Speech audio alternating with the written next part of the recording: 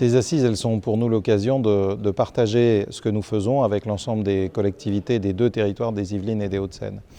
Il s'agit en particulier à un moment où des maires prennent un nouveau mandat, de leur proposer de les aider et d'intégrer le numérique dans leur projet politique territorial en les accompagnant dans la transformation numérique, c'est-à-dire l'intégration du numérique dans la vie de nos concitoyens.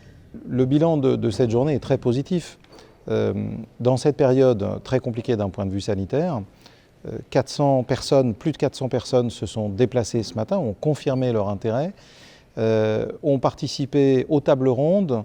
Nous avions également des intervenants d'un très haut niveau, venus d'ailleurs d'un peu partout en France, des gens qui étaient bien évidemment qui représentaient nos territoires, mais qui sont venus également de province pour certains. Des experts dans des cabinets d'études qui sont venus animer des tables rondes ou dans des associations reconnues, je pense à la N2V, l'Association nationale de la vidéoprotection.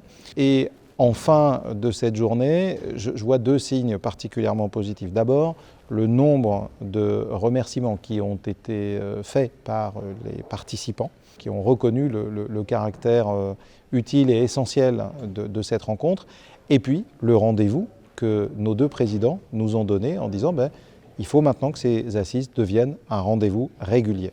L'idée serait de programmer de nouvelles assises en 2021 ou début 2022, de mesurer le chemin parcouru entre deux occurrences de ces assises et puis de continuer à tracer les voies d'avenir.